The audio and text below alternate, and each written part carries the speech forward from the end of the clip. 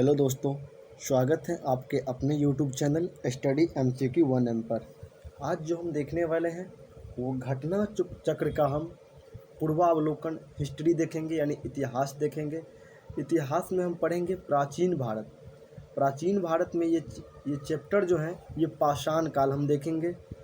आप अगर कोई भी एग्ज़ाम की तैयारी कर रहे हो, बिहार में हो या अदर कहीं भी हो, तो आपको पूर्वावलोकन का उसमें मुख्य भूमिका रहती है, क्योंकि आजकल आप भी समझते हैं कि ल्यूसेंट सब जानते हैं।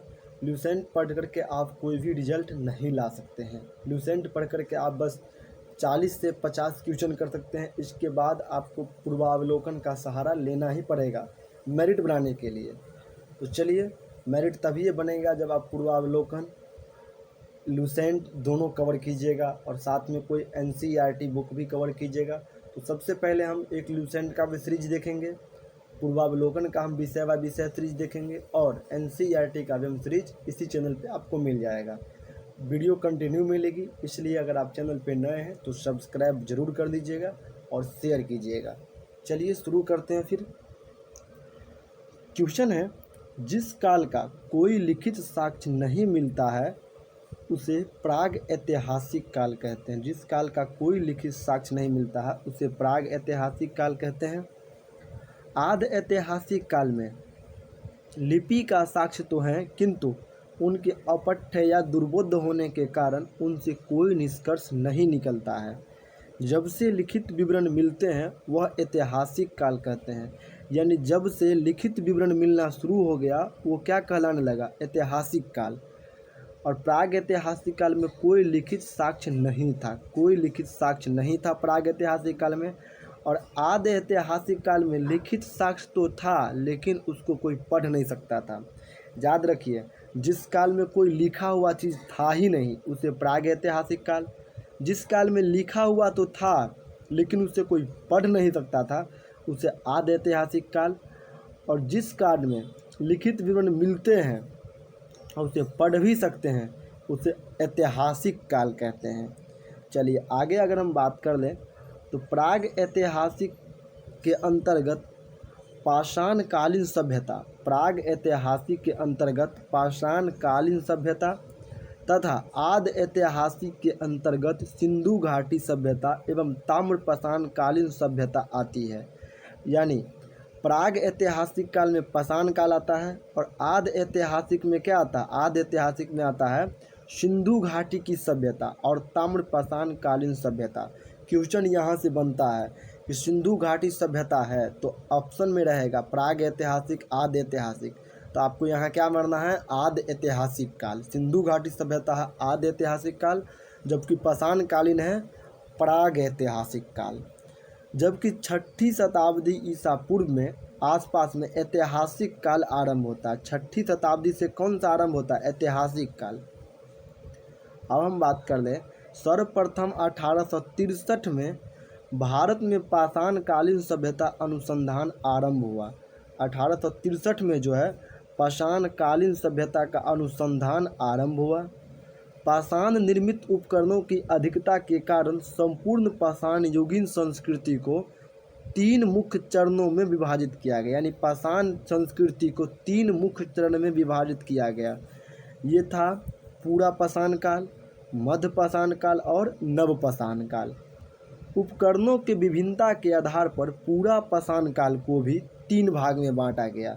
यानी पाषाण काल को तो बांटा गया 3 भाग में, सोता है ही, और उपकरण की अधिक होने के कारण पूरा पाषाण काल को भी 3 भाग में बांट दिया गया।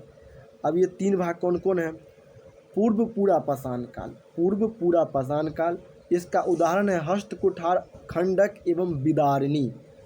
मध्य पूरा पाषाण काल, फलक उपकरण, फलक उपकरण मध्य पूरा पाषाण काल। उच्च पूरा पाषाण काल, उच्च पूरा पाषाण काल का उदाहरण है तक्षणी तथा खुरचनी, तक्षणी तथा खुरचनी उपकरण। अब बात कर लें, सर्वप्रथम पंजाब की सोहन नदी घाटी पाकिस्तान से चापर चांपिंग पेबुल संस्कृति के उपकरण प्राप्त हुए हैं। यानी चापर चांपिंग पेबुल संस्कृति उपकरण कहाँ से प्राप्त हुए हैं, तो पंजाब के सोहन नदी घाटी से। सर्वप्रथम तमिलनाडु के चेन्नई के समीप बदमदुरै और अतिरम्पक्कम से हैंड एक्स संस्कृति का उपकरण प्राप्त हुआ है। यानी हैंड एक्स संस्कृति कहाँ से प्राप्त हुआ है? तमिलनाडु के बदमदुरै और कहाँ से? इस संस्कृति का जो अन्य उपकरण क्लीवर, स्क्रैपर आदि हैं। भारतीय भूवैज्ञानिक सर्वेक्षण के वैज्ञानिक रॉबर्ट ब्रासफुट ब्रिटिश भूवैज्ञानिक और पुरातत्वविद थे। यानी रॉबर्ट ब्रासफुट क्या थे? रॉबर्ट ब्रासफुट जो भूवैज्ञानिक भी थे, यानी भूमि का वैज्ञानिक भी थे और पुरातत्वविद यानी खोजकर्ता भी थे। याद रखिएगा, भूवैज्ञानिक और पुरातत्वविद भी थे। 1863 में रॉबर्ट ब्रासफुट ने तमिलनाडु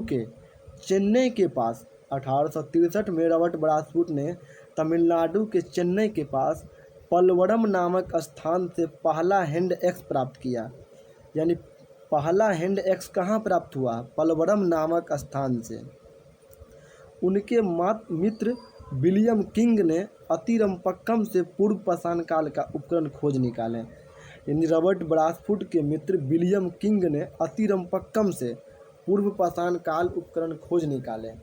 वर्ष 1935 में डी टेरा के नेतृत्व में येल कैम्ब्रिज अभियान दल ने सोहन घाटी से सबसे महत्वपूर्ण अनुसंधान किए। डी टेरा कहाँ से अनुसंधान किए? सोहन नदी घाटी से, जो पंजाब में है। बेलन घाटी में इलाहाबाद विश्वविद्यालय के जी.आर. शर्मा के निर्देशन में अनुसंधान किया गया। बेलन घाटी में इलाहाबाद विश्वविद्यालय के जी.आर. शर्मा के निर्देशन पर अनुसंधान किया गया। पूर्व पाषाण काल में संबंधित यहाँ 44 पुरास्थल प्राप्त हुए हैं। यानी बेलन नदी घाटी से पूर्व पाषाण काल से संबंधित यहाँ 44 पुरास्थल प्राप्त हुए हैं। उपकरणों के अतिरिक्त बेलन के लोहदा नाला क्षेत्र से इस काल की अस्थि निर्मित मातृ देवी की प्रतिमा मिली है। यानी बेलन नदी घाटी से ही मातृ देवी की प्रतिमा मिली है, जो संप्रीति कौशाम्बी संग्रहालय में सुरक्षित है। ये मातृ देवी संप्रीति कौशाम्बी संग्रहालय में सुरक्षित है। फलकों की अधिकता के कारण मध्यपुरा पाषाण काल को, यानी फलकों की, अभी हम बताए थे कि मध्यपुरा पाषाण में फलक संस्कृति का उपकरण मिला था। फलकों की अधिकता के कारण मध्यपुरा पाषाण काल को फलक संस्कृति या फलक ब्लेड स्क्रैपर संस्कृति भी कहा जाता है। मध्यपुरा पाषाण काल को फलक संस्कृति या फलक ब्लेड स्क्रैपर संस्कृति भी कहा जाता है। इन उपकरणों के निर्माण क्वार्टरजाइट पत्थरों से किया गया। फलक का निर्माण जो है क्वार्टरजाइट पत्थरों से किया गया। पूरा पाषाणकालीन मानव के जीवन पूर्णतः प्राकृतिक था। पूरा पाषाणकालीन मानव का जीवन मुख्यतः प्राकृतिक था। वे प्रधानतः शिकार पर निर्भर थे। पूरा पाषाण काल के जो आदमी थे वो शिकार पर निर्भर थे तथा उनका भोजन मांस अथवा कंदमूल हुआ करता था। पूरा पाषाण काल के जो आदमी था उसका भोजन क्या होता था? मांस और कंदमूल। और वो किस पर निर्भर थे? पूरा पाषाण काल में शिकार पर निर्भर थे। अग्नि का प्रयोग से अपरिचित रहने के कारण ये कच्चा मांस खाते थे। पूरा पाषाण काल में अग्नि नहीं था, इसलिए ये कच्चा मांस खाते थे, कच्चा मांस। इस युग का मानव मुख्यतः शिकारी था। पूरा पाषाण काल के मानव मुख्यतः शिकारी था। इस काल के मानव को पशुपालन तथा कृषि का ज्ञान नहीं था। पूरा पाषाण काल के मानव को पशुपालन और कृषि का ज्ञान नहीं था। दोस्तों, अगर जो ये पढ़ रहे हैं, आपको देखिए आगे इस पे ऑब्जेक्टिव क्वेश्चन मिलेगा। जो हम पढ़ रहे हैं अभी नोट्स इसी में से मिलेगा। आप खुद ब खुद बना लीजिएगा, तब लगेगा कि हाँ हम कुछ याद अभी पढ़े हैं तो कुछ हमें याद आया, कुछ सीखें। भारत में मध्य पाषाण काल के विषय में जानकारी सर्वप्रथम 1867 ईस्वी में हुई, जब आर्कीबल्ड कैंपबेल कार्लाइल ने विंध्य क्षेत्र से शैल चित्र खोज निकाले। यानी मध्य पाषाण काल का सर्वप्रथम जानकारी कौन दिया? कार्लाइल ने दिया, जो विंध्य क्षेत्र से शैल चित्र खोज निकाले। मध्य पाषाण काल के विशिष्ट औजार सूक्ष्म पाषाण या पत्थर के बहुत छोटे औजार हैं। मध्य पाषाण काल में विशिष्ट औजार सूक्ष्म पाषाण मतलब छोटे और पत्थर के बहुत छोटे औजार हैं। भारत में मानव अस्थिपंजर सर्वप्रथम पाषाण काल से ही प्राप्त होने लगता था। मानव का अस्थिपंजर पाषाण काल से ही प्राप्त होने लगा। गुजरात स्थित लंघनाज एक महत्वपूर्ण पाषाणकालीन पुरास्थल है। गुजरात में कौन सा मध्य पाषाणकालीन स्थल है? लंघनाज। कौन है? लंघनाज। पूरा पाषाणकाल के अतिरिक्त पशुओं की हड्डी, कब्रिस्तान तथा कुछ मिट्टी के बर्तन भी प्राप्त हुए हैं। ये 14 मानव कंकाल भी मिले। कहाँ से? ये महत्वपूर्ण मध्य पाषाणकालीन पुरास्थल यानी लघु पाषाणकालीन स्थल से 14 मानव कंकाल भी मिले हैं। मध्य पाषाणकालीन महदाहा से हड्डी एवं सिंग निर्मित उपकरण प्राप्त हुए हैं। मध्य पाषाणकालीन स्थल महदाहा से हड्डी एवं सिंग युक्त निर्मित उपकरण प्राप्त हुए हैं। हड्डी निर्मित और सिंग निर्मित उपकरण कहाँ से प्राप्त हुआ है? तो महदाहा से। जी.आर. शर्मा ने महदाहा को 3 क्षेत्र में उल्लेख किया। जी.आर. शर्मा महदाहा को 3 क्षेत्र में उल्लेख किया, जो झील क्षेत्र, बुचरखाना संकुल क्षेत्र एवं कब्रिस्तान निवास क्षेत्र में बांटा। बुचरखाना संकुल क्षेत्र से हड्डी एवं सिंग निर्मित उपकरण, बुचरखाना से हड्डी एवं सिंग निर्मित उपकरण एवं आभूषण बड़े पैमाने पर पाए गए हैं। डॉक्टर जय नारायण पांडे द्वारा लिखित पुस्तक पुरातत्व विमर्श पुस्तक कौन लिखा है? जय नारायण पांडे। पुरातत्व विमर्श जय नारायण पांडे में महदाहा, सराय नहर एवं दमदमा तीनों स्थल से हड्डी के उपकरण एवं आभूषण प्राप्त हुए हैं। डॉक्टर जय नारायण पांडे द्वारा लिखित पुस्तक पुरातत्व विमर्श पुस्तक में महदाहा, सराय नहर एवं दमदमा तीनों स्थल से हड्डी का उपकरण और आभूषण प्राप्त हुए हैं। दमदमा में किए गए उत्खनन के फलस्वरूप पश्चिमी तथा मध्यवर्ती क्षेत्र से कुल मिलाकर 41 मानव संविधान ज्ञात हुए हैं। 41 मानव संविधान कहाँ से ज्ञात हुए हैं? दमदमा से। इन संविधानों में से 5 संविधान युग्म संविधान है। 5 जो संविधान था युग्म संविधान यानी 2-2। एक संविधान में 3 मानव कंकाल एक साथ दफनाए गए, यानी 2 मानव एक साथ दफनाए गए 5 गो शव में, और 3 मानव एक साथ दफनाए गए एगो शव में। शेष संविधानों में एक एक कंकाल मिले हैं। इस प्रकार कुल 48 मानव कंकाल प्राप्त हुए हैं। सराय नहर से ऐसी समाधि मिली है जिसमें 4 मानव सब एक साथ दफनाए गए हैं। 4 मानव एक साथ कहाँ से दफनाए गए? तो सराय नहर से। यहाँ की कब्रों आवास क्षेत्र के अंदर स्थित होती है। सराय नहर में जो कब्र था वो आवास क्षेत्र के अंदर स्थित थी। कब्रें छिछली तथा अंडाकार थी। कब्र जो है छिछली तथा अंडाकार थी। विंध्य क्षेत्र के लेखिया के शिलाश्रय संख्या 1 से मध्य पाषाणिक लघु पाषाण उपकरण के अतिरिक्त 17 मानव कंकाल प्राप्त हुए हैं, जिनमें से कुछ सुरक्षित हालत में है तथा अधिकांश क्षति विक्षिप्त अवस्था में है।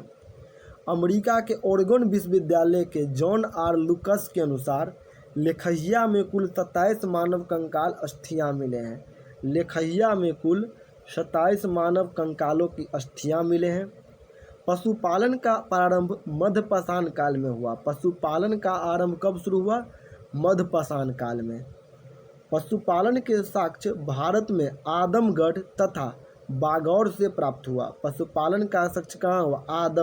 आदमगढ़ को नर्मदापुरम मध्य प्रदेश में है, तथा बागौर से मिला। बागौर भीलवाड़ा राजस्थान में है, प्राप्त हुआ है। मध्य पाषाण काल के मानव शिकार जो है वो शिकार करके मछली पकड़कर और खाद्य वस्तुओं को संग्रह कर पेट भरते थे। मध्य पाषाण काल में मानव जो है शिकार कर मछली पकड़कर और खाद्य वस्तुओं की संग्रह कर पेट भरते थे। मध्य प्रदेश के रायसेन जिले में स्थित भीमबेटका प्राग ऐतिहासिक काल चित्रकला का सर्वश्रेष्ठ उदाहरण है। मध्य प्रदेश के रायसेन जिले में है भीमबेटका प्राग ऐतिहासिक शैल का चित्रकला का सर्वश्रेष्ठ उदाहरण है।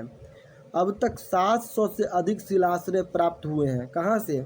भीमबेटका से, जिसमें से 500 में चित्रकारी प्राप्त हैं, 500 में चित्रकारी प्राप्त है। इनमें से रो यूनेस्को ने 243 को क्रमांक प्रदान किया। रो यूनेस्को ने 243 को क्रमांक प्रदान किया।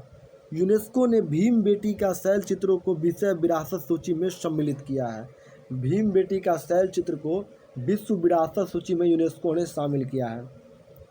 अब हम बात कर लें, सर्वप्रथम खाद्यान्नों का उत्पादन नवपाषाण काल में आरंभ हुआ। खाद्यान्न के उपकरण, खाद्यान्न के उत्पादन, खाद्यान्न जो होता धान, गेहूँ, चावल, इसका आरंभ नवपाषाण काल में आरंभ हुआ। इसी काल में गेहूं की कृषि आरंभ हुई। नवपाषाण काल में गेहूं की कृषि आरंभ हुई। नवपाषाण काल को उच्च पूरा पाषाण काल भी कहते हैं, याद रखिएगा, उच्च पूरा पाषाण काल उसी को कहते हैं। नवीनतम खोजों के आधार पर भारतीय उपमहाद्वीप में प्राचीनतम कृषि का साक्ष्य वाला स्थल उत्तर प्रदेश के संत कबीर नगर जिले में स्थित लहुरा देव से मिला है। भारतीय उपमहाद्वीप में प्राचीन कृषि साक्ष्य वाला स्थल उत्तर प्रदेश के संत कबीर नगर जिले में लहुरा देव से मिला है।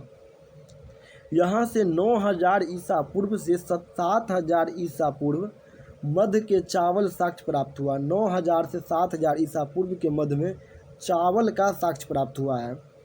कहाँ से? तो संत कबीर जिले लहुरा देव से। उल्लेखनीय है कि इस नवीनतम खोज के पूर्व भारतीय उपमहाद्वीप के प्राचीनतम कृषि साक्ष्य वाला स्थल मेहरगढ़, बलूचिस्तान, पाकिस्तान में है। उल्लेखनीय है कि नवीनतम खोज के पूर्व भारतीय उपमहाद्वीप के प्राचीनतम कृषि साक्ष्य वाला स्थल मेहरगढ़, जो पाकिस्तान के बलूचिस्तान में स्थित है, यहाँ से 7000 ईसा पूर्व के गेहूँ साक्ष्य मिले हैं। जबकि प्राचीनतम चावल के साक्ष्य वाला स्थल कुलडीवा है। प्राचीन काल में चावल का साक्ष्य कहाँ मिला था? कुलडीवा से। और नवीनतम में लहुरा देव उत्तर प्रदेश से। प्राचीनतम में कुलडीवा से और नवीनतम में तो लहुरा देव उत्तर प्रदेश से। प्रयागराज जिले में बेलन नदी घाटी के तट पर स्थित यह 6500 ईसा पूर्व के चावल की भूसी का साक्ष्य मिले हैं। प्रयागराज जिले में बेलन नदी के तट पर स्थित यहाँ से 6500 ईसा पूर्व के चावल की भूसी का साक्ष्य मिला है। माना जाता था चीन के यांगत्जी नदी क्षेत्र घाटी में लगभग 7000 ईसा पूर्व में चावल उगाया गया। चीन के यांगत्जी नदी के घाटी में लगभग 7000 ईसा पूर्व में चावल उगाया गया। अब मक्का का प्रथम साक्ष्य मैक्सिको में पाया गया। मक्का का प्रथम साक्ष्य मैक्सिको में पाया गया। मक्का सबसे पहले कहाँ पाया गया? मैक्सिको में। मेहरगढ़ से पाषाण संस्कृति से लेकर हड़प्पा सभ्यता तक की संस्कृति प्राप्त हुए हैं। मेहरगढ़ से पाषाण संस्कृति से लेकर हड़प्पा सभ्यता तक संस्कृति अवशेष प्राप्त हुए हैं। मानव कंकाल के साथ कुत्ते का कंकाल, मानव के कंकाल यानी मानव हड्डी के साथ कुत्ते की हड्डी बुर्जहोम से प्राप्त हुआ, जो बुर्जहोम जम्मू कश्मीर में है। गर्तावास के साक्ष्य भी यहीं से प्राप्त हुआ। गर्तावास साक्ष्य यहीं बुर्जहोम से ही प्राप्त हुआ। बुर्जहोम जम्मू कश्मीर में है। इस पूरा स्थल की खोज 1935 में डी टेरा ने किया। बुर्जहोम का खोज 1935 में डी टेरा एवं पीटरसन ने किया। गुफकराल जम्मू एवं कश्मीर में स्थित है। गुफकराल जो है जम्मू कश्मीर में स्थित है। नवपाषाणिक स्थल है, यह नवपाषाणिक स्थल है। गुफकराल का अर्थ है कुलाल अर्थात कुम्हार की गुहा। गुफकराल का अर्थ है कुलाल अथवा कुम्हार की गुहा। यहाँ के लोग कृषि एवं पशुपालन कार्य करते थे। गुफकराल के लोग कृषि एवं पशुपालन का कार्य करते थे। गुफकराल कहाँ है? जम्मू कश्मीर में। चिरांद बिहार के सारण जिले में स्थित है। चिरांद जो है बिहार के सारण जिले में स्थित है। काफ़ी इम्पोर्टेंट है बिहार एग्जाम के लिए। चिरांद बिहार के सारण जिले में है। यहाँ से नवपाषाणिक अवशेष प्राप्त हुए हैं। चिरांद से नवपाषाणिक अवशेष प्राप्त हुए हैं। यहाँ से हड्डी के अनेक उपकरण प्राप्त हुए हैं। चिरांद से हड्डी के अनेक उपकरण प्राप्त हुए हैं। यहाँ से प्राप्त उपकरण हिरण के सींग, चिरांद से हिरण के सींग निर्मित हैं। नवपाषाणिक युगीन दक्षिण भारत में मृतक को दफनाने के स्थल के रूप में बृहत्पाषाण स्मारकों की पहचान की गई है। नवपाषाण काल से संबंधित राख के टीले कर्नाटक में बेल्लारी जनपद में स्थित संगनकल्लू नामक स्थान से प्राप्त हुआ है। नवपाषाण काल से संबंधित राख के टीले कर्नाटक में स्थित बेल्लारी जनपद में स्थित संगनकूल नामक स्थान से प्राप्त हुए हैं। पिकलीहल, उतनूर आदि स्थल से भी राख के टीले मिले हैं। पिकलीहल, उतनूर आदि स्थल से भी राख का टीला मिले हैं। ये राख के टीले नवपाषाण युगीन पशुपालक समुदाय के मौसमी शिविर के जिले में अवशेष है। आग का उपयोग नवपाषाण की महत्वपूर्ण उपलब्धि है। आग का उपयोग जो है नवपाषाण काल की महत्वपूर्ण उपलब्धि है। धातुओं में सबसे पहले तांबे का प्रयोग हुआ। धातु में सबसे पहले कौन सा प्रयोग हुआ? तांबे का। 1000 बार टिक लगा लीजिए आप इसको, बहुत इंपॉर्टेंट है। इस चरण में पत्थर एवं तांबे के उपकरण के साथ साथ प्रयोग जारी है। इसी कारण से इसे ताम्रपाषाणिक संस्कृति कहा जाता है। ताम्रपाषाणिक का अर्थ है पत्थर एवं तांबे का संयुक्त प्रयोग। ताम्रपाषाणिक का अर्थ है पत्थर एवं तांबे का संयुक्त प्रयोग। भारत में ताम्रपाषाण युग की बस्तियां दक्षिण पूर्वी राजस्थान, पश्चिमी मध्य प्रदेश, पश्चिमी महाराष्ट्र तथा दक्षिणी पूर्वी भारत में पाई गई है। दक्षिण पूर्वी राजस्थान में अनेक पुरास्थल की खुदाई हुई है। वे है आहार, बालवात, बागेर, अजियना एवं गिलुंद। ये पुरास्थल बनाम घाटी में स्थित है। बनारा घाटी में स्थित होने के कारण इसे बनारा संस्कृति भी कहते हैं। आहार का प्राचीनतम नाम ताम्बवती अर्थात तांबा वाली जगह है। आहार का प्राचीनतम नाम ताम्बवती अर्थात तांबा वाली जगह है। गिलुंद बालाथल उजियाना में घरों की 4 दीवारी से घेरा गया है। आहार के पास गिलुंद में मिट्टी की इमारत बनी है, किंतु कहीं कहीं पक्की ईंट भी लगी है। गिलुंद में तांबे के टुकड़े मिले हैं। आहार संस्कृति अन्य ताम्रपाषाणिक संस्कृति से भिन्न है।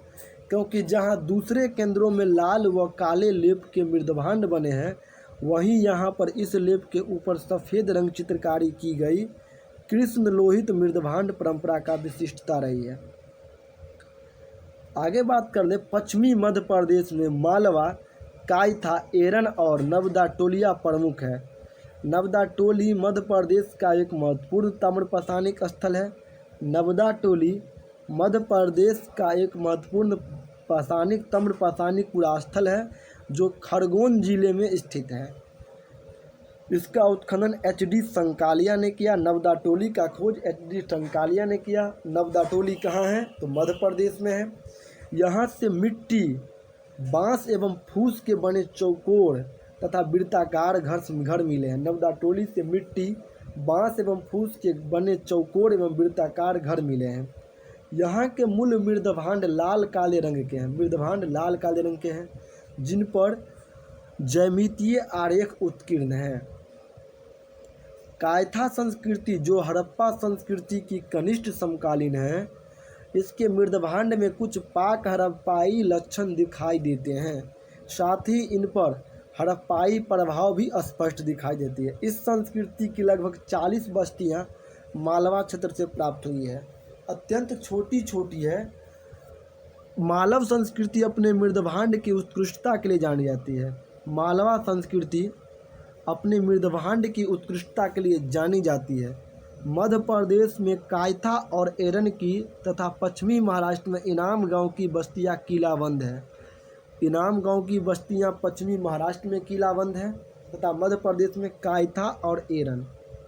पश्चिमी महाराष्ट्र के प्रमुख पुरास्थल हैं अहमदनगर जिले में जोड़वे, नेवासा में दैमाबाद, पुणे जिले में चंदौली, सोना गांव में इनाम गांव, प्रकाश और नासिक, ये सभी पुरास्थल जोड़वे संस्कृति के हैं। जोड़वे संस्कृति के हैं।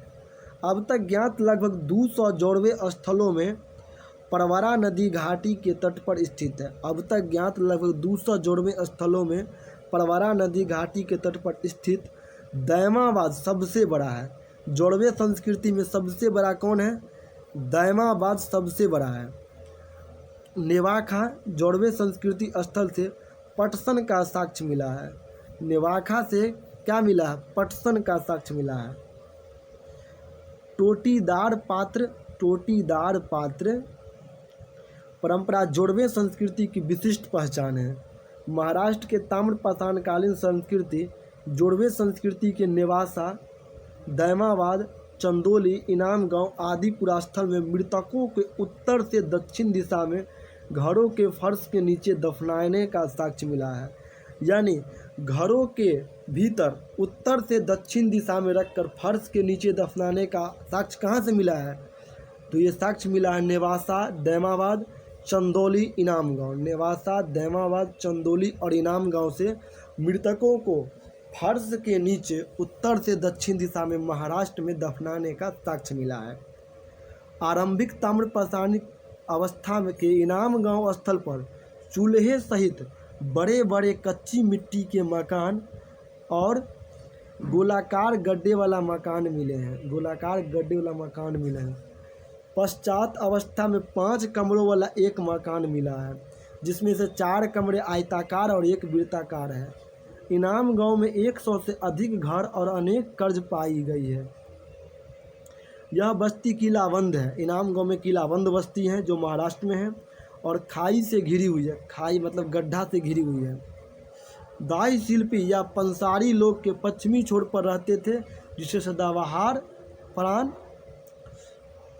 और केंद्र स्थल में रहता था, जो मुख्यतः सामाजिक विभेद का सूचक है। यहाँ से अन्नागार भी मिले हैं। कहाँ से? महाराष्ट्र से ही। पूर्वी भारत में गंगा तटवर्ती चिरांद के अलावा पश्चिमी बंगाल के पूर्व वर्धमान जिले के पांडु राजदर डीवी और पूर्व मेदिनीपुर जिले में महीबदल उल्लेखनीय ताम्रपाषाणकालीन स्थल है। कुछ अन्य पुरास्थल जहाँ खुदाई हुई है बिहार में सोनूवार, सोनपुर और ताराडीह तथा पूर्वी उत्तर प्रदेश में खैराडीह, नरहाना है। बिहार, महाराष्ट्र और मध्य प्रदेश में रहने वाले लोग टोटी वाले जलपात्र, गोदीवारा तस्तारियाँ और गोदीवाद्र कटोरे बनाते थे। दक्षिणी पूर्व राजस्थान, पश्चिमी मध्य प्रदेश और पश्चिमी महाराष्ट्र और अन्यत्र रहने वाले ताम्रपाषाण युग के लोग मवेशी पालन और कृषि करते थे। वे गाय, भेड़, बकरी और भैंस रखते थे और हिरन का शिकार भी करते थे। मुख्य अनाज गेहूं और चावल था। अतिरिक्त वे बाजरे का भी खेती करते थे। ताम्रपाषाण युग के लोग शिल्प कर्म में निस्संदेह बड़े दक्ष थे। ताम्रपाषाण काल में लोग शिल्प कर्म में निस्संदेह बड़े दक्ष थे, यानी बहुत ही जानते थे और पत्थर का काम भी अच्छा करते थे। वे कार्लेनियन, स्टेटाइट और क्वार्टरजाइट क्रिस्टल जैसे अच्छे पत्थरों के मनके या गुटकाए भी बनाते थे। अच्छे पत्थर के मनके और गुटकाए भी बनाते थे। वे लोग कताई और बुनाई जानते थे, क्योंकि मालवा में चरखे और तकलियाँ मिली हैं। महाराष्ट्र में कपास, सन और समेल की रुई के बने धागे भी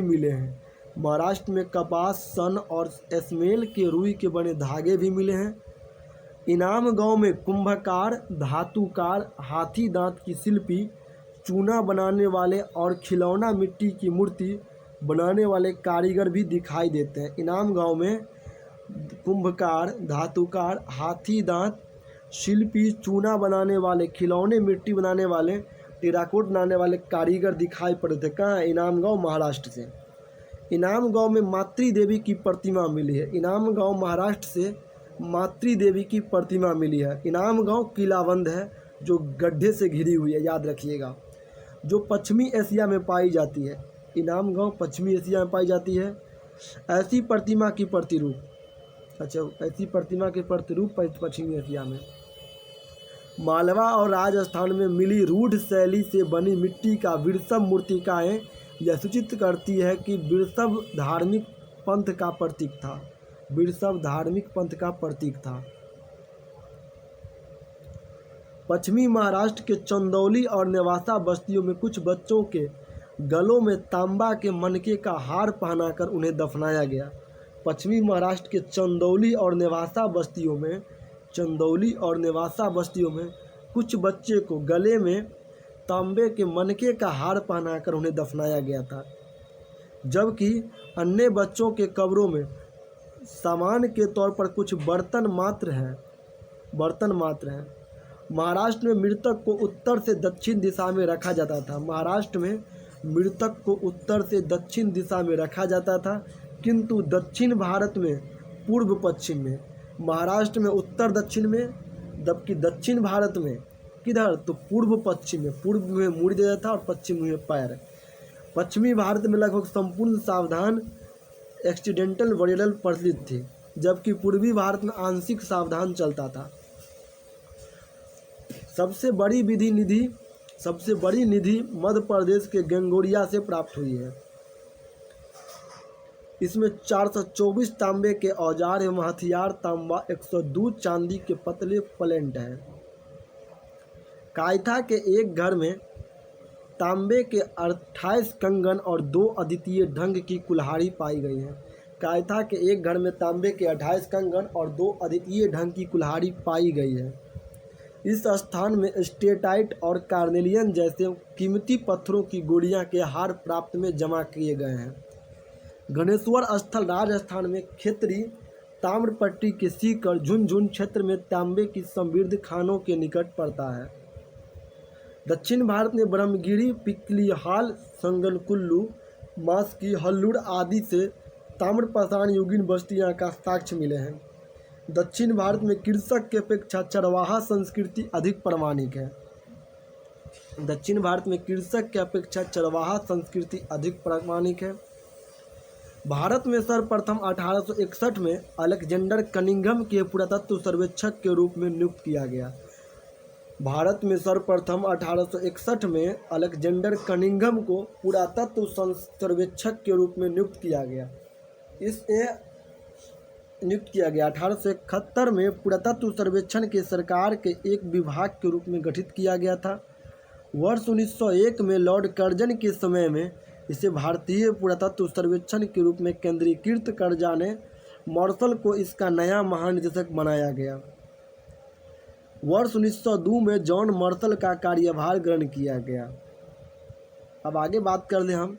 अब जो है ये प्रश्न है, अभी जो आप पढ़े हैं व्याख्या नोट्स, अब उसी में से देखिए ये प्रश्न बनेगा, आप इसको हल कर सकते हैं। क्या है, रॉबर्ट ब्रूसफुट क्या थे? तो पढ़े थे आपकी भूवैज्ञानिक यानी भूमि का वैज्ञानिक और पुरातत्वविद थे। ऑप्शन ए और बी सही है। अब इसका भी व्याख्या देख लेते हैं। इंसाइक्लोपीडिया ब्रिटानिका के अनुसार रॉबर्ट ब्रायसफुट भूवैज्ञानिक और पुरातत्वविद थे। जियोलॉजिकल सर्वे ऑफ इंडिया से संबंध रॉबर्ट ब्रायसफुट ने 1863 में भारत में पाषाणकालीन बस्तियों के अन्वेषण की शुरुआत की। अतः स्पष्ट है कि इस प्रश्न का उत्तर ए और बी सही होगा।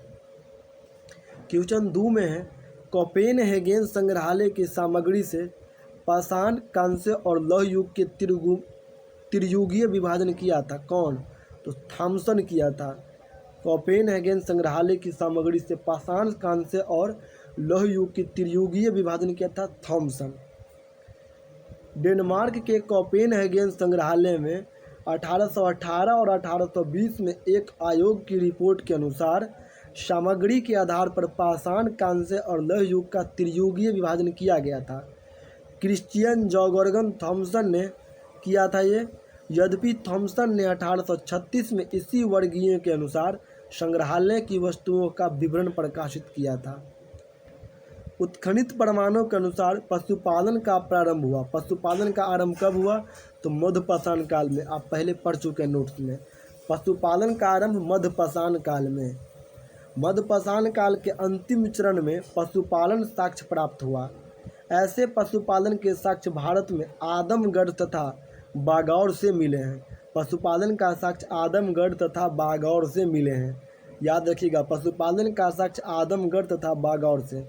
मध्यपाषाणिक प्रसंग में पशुपालन के प्रमाण जहाँ से मिले हैं वह स्थान कौन है? तो आदमगढ़ और बागौर से। उपरोक्त प्रश्न पर हम देख चुके हैं। किस स्थल से हड्डी के उपकरण प्राप्त हुए हैं? तो हड्डी के उपकरण महदाहा और सराय नहर से प्राप्त हुआ है। ऊपर ये भी पढ़े थे, हड्डी का उपकरण महदाहा और सराय नहर से प्राप्त हुआ है। मध्यपाषाण कालीन महदाहा उत्तर प्रदेश के प्रतापगढ़ जिले में स्थित है। यहाँ से बड़ी मात्रा में हड्डी एवं सिंग निर्मित उपकरण प्राप्त हुआ है। जी.आर. शर्मा महदाहा में 3 क्षेत्र का उल्लेख करते हुए जो झील क्षेत्र, बूचड़खाना, संकुल क्षेत्र एवं कब्रिस्तान निवास क्षेत्र में बांटा था। बूचड़खाना संकुल क्षेत्र से ही हड्डी एवं सिंग निर्मित उपकरण एवं आभूषण बड़े पैमाने पर प्राप्त हुए। सराय नहर से भी अल्प मात्रा में हड्डी का उपकरण प्राप्त हुए। यानी हड्डी का उपकरण कहाँ से प्राप्त हुआ? तब महदाहा और सराय नहर से। आसानी से आपको याद हो रहा होगा, पहले नोट्स पढ़ लिए तो।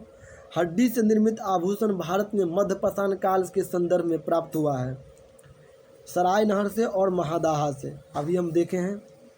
निम्नलिखित मध्यपाषाणिक स्थलों में भौगोलिक दृष्टि से पश्चिम से पूर्व के क्रम में व्यवस्थित कीजिए। इसको व्यवस्थित करना है तो इसका उत्तर, सही उत्तर हो जाएगा सी, यानी पहले हो जाएगा महदाहा। क्या कह रहा है? निम्नलिखित मध्यपाषाणिक स्थल को दृष्टि से पश्चिम से पूर्व की ओर, यानी सबसे पश्चिम में कौन है? महदाहा। उसके बाद है लेखिया, उसके बाद है पैसरा और उसके बाद है बिरमानपुर। अब हम बात कर लें भौगोलिक दृष्टि से पश्चिम से पूर्व के क्रम में मध्यपाषाणिक स्थल है। भौगोलिक दृष्टि से पश्चिम से पूर्व क्रम में मध्यपाषाणिक स्थल है महदाहा, उसके बाद लेखिया मिर्जापुर उत्तर प्रदेश में है। पैसरा बिहार में है। और वीरभामनपुर पश्चिम बंगाल में है। अब है एक ही कब्र से 3 मानव कंकाल कहाँ से मिले हैं? ये भी पढ़े थे। तो दमदम्मा से 3 मानव कंकाल मिले। एक ही कब्र में 3 मानव की हड्डी दमदम्मा से मिला है। उत्तर प्रदेश के प्रतापगढ़ जिले में स्थित सराय नहर, महदाहा तथा दमदम्मा का उत्खनन हुआ है। दमदम्मा में लगातार 5 वर्ष तक किए गए उत्खनन के फलस्वरूप पश्चिमी तथा मध्यवर्ती क्षेत्र से कुल मिलाकर 41 मानव सावधान प्राप्त हुए।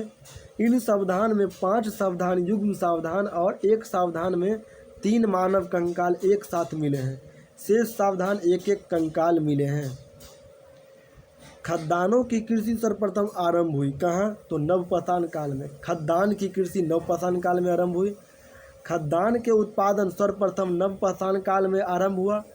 यही वह समय है जब मनुष्य की कृषि कर्म प्रचलित हुआ। भारत में मानव का सर्वप्रथम साक्ष्य कहाँ से मिला? तो मानव का सर्वप्रथम साक्ष्य मिला नर्मदा घाटी से। मानव का साक्ष्य भारत में मानव का सर्वप्रथम साक्ष्य नर्मदा घाटी में अवस्थित हथनौड़ा से मिला। मानव का साक्ष्य नर्मदा घाटी में हथनौड़ा से मिला। इसकी खोज पुरातत्वविद अरुण सोनकिया द्वारा 1982 में किया गया। इनकी खोज अरुण सोनकिया द्वारा 1982 में किया गया। अब हम बात कर लें कि प्रथम मानव जीवाश्म भारत किस नदी के घाटी में प्राप्त हुआ है? तो ये प्राप्त हुआ है नर्मदा घाटी में। इसका ऊपर हम देख लिए, मानव जीवाश्म नर्मदा घाटी प्राप्त हुआ है। मानव द्वारा सर्वप्रथम प्रयुक्त अनाज कौन था? तो मानव द्वारा सर्वप्रथम प्रयुक्त अनाज जौ था, जौ। आधुनिक मानव समाज द्वारा मुख्य रूप से 8 खाद्य अनाजों का उपयोग किया गया। जौ, गेहूँ, चावल, मक्का, बाजरा, सिरेगाम, राई, जई। यानी सबसे पहले जौ, उसके बाद गेहूँ। अनाजों के पौधे विभिन्न क्षेत्रों में जंगली घास के रूप में विद्यमान था, जिन्हें बीज के रूप में अलग अलग क्षेत्र में अलग अलग समय पर मानव ने उगाया। वैश्विक दृष्टि से देखा जाए तो सर्वप्रथम जौ 8000 ईसा पूर्व में आसपास में भूमध्य सागर एवं ईरान के मध्य में स्थित पश्चिमी एशिया के देश में मानव द्वारा उगाया गया। बाद में लगभग इन्हीं क्षेत्र में 8000 ईसा पूर्व के आसपास ही गेहूं भी उगाया गया, यानी पहले जौ उसके बाद जस्ट गेहूं उगाया गया। भारतीय उपमहाद्वीप में कृषि के प्राचीनतम साक्ष्य प्राप्त हुआ कहाँ से? तो लहुड़ा देव से। भारतीय उपमहाद्वीप में अगर पूछे तो कृषि का साक्ष्य लहुड़ा देव से, और प्राचीनतम साक्ष्य अगर पूछे तो कोल्डिवा से चावल का साक्ष्य मिला था। अब हम बात कर ले इसमें कि नवीनतम खोजों के आधार पर भारतीय उपमहाद्वीप में प्राचीनतम कृषि साक्ष्य वाला स्थल उत्तर प्रदेश के संत कबीर नगर जिले में स्थित लहुड़ा देव से मिला। यहाँ से 9000 ईसा पूर्व से 7000 ईसा पूर्व तक के बीच चावल के साक्ष्य प्राप्त हुआ है। उल्लेखनीय है कि इस नवीनतम खोज के पूर्व भारतीय उपमहाद्वीप का प्राचीनतम कृषि साक्ष्य वाला स्थल मेहरगढ़, जो पाकिस्तान के बलूचिस्तान में है, यहाँ से 7000 ईसा पूर्व में खोजा गया था कि गेहूं साक्ष्य मिला था। जबकि प्राचीनतम चावल का साक्ष्य कोल्डिवा प्रयागराज जिले में बेलम नदी के तट पर स्थित यहाँ से 6500 ईसा पूर्व में चावल की भूसी मिला था। यानी अगर प्राचीनतम चावल की अगर पर्याप्त बात कर ले तो कोल्डिवा प्रयागराज से मिला। अगर कृषि का साक्ष्य बोले तो मेहरगढ़ से मिला जो 7000 ईसा पूर्व में। लेकिन भारतीय अगर उपमहाद्वीप पूछ ले तो वो हो जाएगा लहुड़ा देव से। माना जाता है कि उपरोक्त संदर्भ में अब यदि विकल्प में लहुड़ा देव रहता है तो उपयुक्त विकल्प वही होगा, परंतु लहुड़ा देव के विकल्प न होने की स्थिति में इसका उत्तर मेहरगढ़ होगा। अच्छा, यानी लहुड़ा देव अगर पूछ दिया, अगर विकल्प मिलेगा तो लहुड़ा देव आपको मारना है, अगर वो नहीं रहता है तो आपको मेहरगढ़ चुन लेना है। भारतीय उपमहाद्वीप में कृषि का प्राचीनतम साक्ष्य कहाँ से प्राप्त हुआ है? तो ये मिला है कृषि का प्राचीनतम साक्ष्य मेहरगढ़ से, क्योंकि इसमें लहुड़ा देव ऑप्शन में नहीं है। भारतीय उपमहाद्वीप में कृषि के प्राचीनतम साक्ष्य कहाँ से प्राप्त हुआ है? तो इसमें जो है आपको मेहरगढ़ हो जाएगा, क्योंकि लहुड़ा देव ऑप्शन में नहीं है। लहुड़ा देव नहीं है तो मेहरगढ़ ही हो जाएगा। अगला है नवपाषाण युग में भारतीय उपमहाद्वीप के उत्तर पश्चिम क्षेत्र में किस स्थान पर कृषि के अभ्युदय का आरंभिक प्राप्त हुए हैं? तो ये मिले हैं मेहरगढ़ से, मेहरगढ़ से। अगला है भारत में पशुपालन एवं कृषि के प्राचीनतम साक्ष्य प्राप्त हुआ है, तो ये मिला है मेहरगढ़ से। यानी लहुड़ा देव ऑप्शन में नहीं रहना रहेगा तो मेहरगढ़ मारना है। उत्तर प्रदेश की संस्कृति के विरासत के संदर्भ में कथनों के ऊपर कौन सा सही है? तो इसमें सही आपको चुनना है, 1 और 2 दोनों सही है। यानी इस प्रदेश में अनेक उत्खनित पुरास्थल में वैश्विक संदर्भ में कृषि का प्राचीनतम प्रमाण प्राप्त हुए हैं। प्राचीनतम प्राप्त कृषि अन्न, जौ और धान है। आगे है उत्तर प्रदेश प्रागैतिहासिक काल से ही समृद्ध संस्कृति विरासत का धनी रही है। ध्यात्व है कि प्रदेश के बेलन नदी घाटी क्षेत्र में स्थित कोल्डिवा लंबे समय तक विश्व में धान की खेती के प्राचीनतम प्रमाण माना जाता रहा है। इसी तरह वर्तमान में धान की खेती का प्राचीनतम प्रमाण प्रस्तुत करने वाला लहुड़ा देव भी उत्तर प्रदेश के संत कबीर नगर जिले का ही भाग है। अतः कथन 1 सही है। उत्तर प्रदेश के अनेक उत्खनित स्थलों से प्राप्त प्राचीनतम कृषि जो धान और का साक्ष्य महागारा एवं धान के साक्ष्य कोल्डिवा से प्राप्त है। कथन 1 सही है। कथन 1 यानी केवल 1 प्राचीनतम प्राप्त कृषि अन्न, जौ और धान है। चलिए देखेंगे बाद में इसको। अगला क्वेश्चन है उस स्थल का नाम बताए जहाँ से प्राचीनतम स्थल जीवन के प्रमाण मिले हैं। जीवन का प्रमाण कहाँ से मिला है? तो मेहरगढ़ से। अब हम इसको बात कर ले। दिए गए विकल्पों में प्राचीनतम अस्थायी जीवन का प्रमाण सर्वप्रथम बलूचिस्तान के कक्षीय मैदान में स्थित मेहरगढ़ से मिला, जिसकी प्रमाणिक स्थिति लगभग 7वीं शताब्दी ईसा पूर्व में 7000 ईसा पूर्व से है। जबकि किले गुल गुम्बद, गुल मोहम्मद एवं कालीबंगा के प्राचीनतम तिथि क्रमशः 4000 से 3500 ईसा पूर्व है। अतः विकल्प डी सही है। इसके आधार पर निम्नलिखित में से किन स्थानों से मध्यपाषाण काल में पशुपालन का प्रमाण मिलते हैं? तो बागौर से पशुपालन का आरंभ मिलते हैं। मध्यपाषाण काल से के पशुपालन का साक्ष्य प्राप्त होने लगते हैं। पशुपालन का प्रारंभिक साक्ष्य मध्य प्रदेश के नर्मदापुरम के निकट आदमगढ़ और राजस्थान के भीलवाड़ा जिले में स्थित बागौर से मिलते हैं। निम्नलिखित में से किसको चालकोलिथ युग भी कहा है? चालकोलिथ युग किसे कहते हैं? ताम्रपाषाण युग को।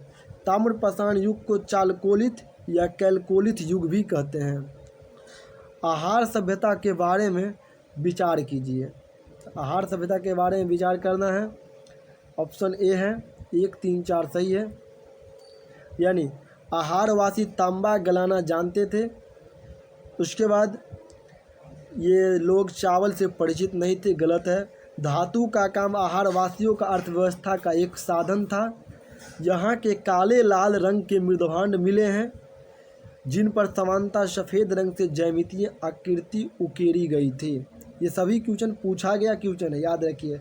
सब देखिए पूछा गया, RSS TS सब पूछा गया है। आहार दक्षिणी पूर्वी राजस्थान में स्थित एक प्रमुख ताम्रपाषाणिक संस्कृति स्थल है। आहार एक दक्षिणी राजस्थान में स्थल है। आहार संस्कृति के लोग मूलतः कृषक एवं पशुपालक थे। वे गेहूं, जौ तथा चावल से परिचित थे। आहार का एक अन्य नाम तांबावती, तांबा वाला स्थान भी मिलता है, जिससे सूचित होता है कि यहाँ तांबा बहुत याद यात्रा में उपलब्ध था। यहाँ के निवासी तांबे को गलाकर मनचाही वस्तुएं तैयार करते थे। धातुओं का काम आहारवासियों के अर्थव्यवस्था का एक प्रमुख साधन था। यहाँ से काले लाल रंग के मृदभांड प्राप्त हुए हैं जिन पर सामान्य सफ़ेद रंग के ज्यामितीय आकृति उकेरी गई थी।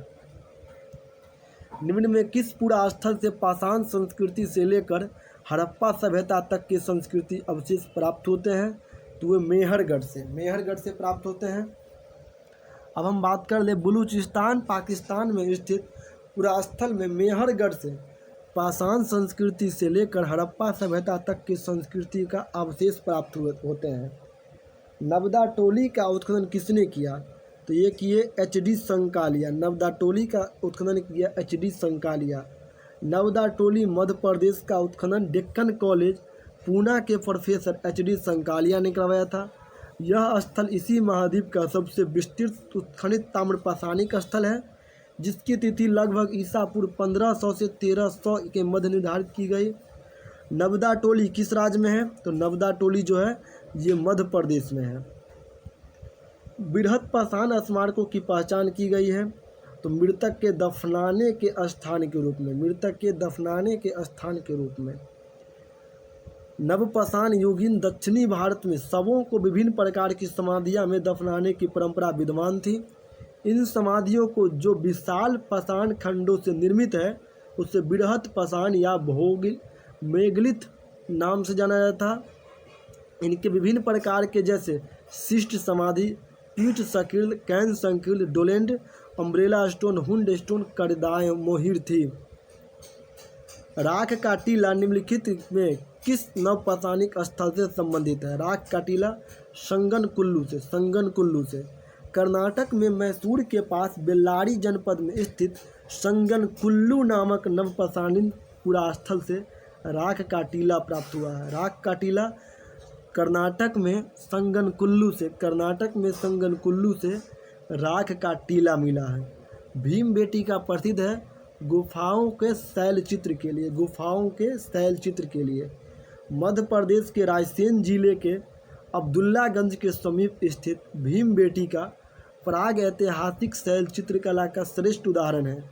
इन गुफाओं में जीवन के विविध रंगों को पेंटिंग के रूप में उकेरा गया है। जिनमें हाथी, सांभर, हिरण आदि चित्र हैं। अब तक लगभग 700 शिलाश्रय की पहचान की जा चुकी है, जिसमें से 500 चित्र पाए गए हैं। कौन सा स्थल प्राग ऐतिहासिक चित्रकला के लिए प्रसिद्ध है? तो ये भीमबेटका चित्रकला के लिए प्रसिद्ध है। भीमबेटका की गुफा कहाँ है? तो भीमबेटका की गुफा अब्दुल्लागंज रायसेन में। भारत के किस शिलाश्रय से सर्वाधिक चित्र प्राप्त हुए हैं? तो सर्वाधिक चित्र जो है भीमबेटका से प्राप्त हुए हैं। निम्नलिखित में से किस भारतीय पुरातत्ववेत्ता ने पहली बार भीमबेटका गुफा को देखा और उसके शैलचित्र का प्राग ऐतिहासिक महत्व की खोज किया? तो BS वाकनकर। किस पुरातत्ववेत्ता ने पहली बार भीमबेटका गुफा को देखा और उसके शैलचित्र के प्राग ऐतिहासिक महत्व को खोजा? तो BS वाकनकर। मध्य प्रदेश के रायसेन जिले में स्थित भीमबेटका प्रागैतिहासिक चलचित्र चित्रकला का सर्वश्रेष्ठ उदाहरण है। इसकी खोज वर्ष 1957 में B.S. वाकनकर ने की थी।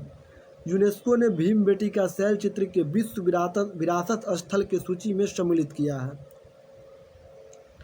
भीमबेटका को किसने खोज किया था? तो B.S. वाकनकर, डॉक्टर विष्णुधर वाकनकर।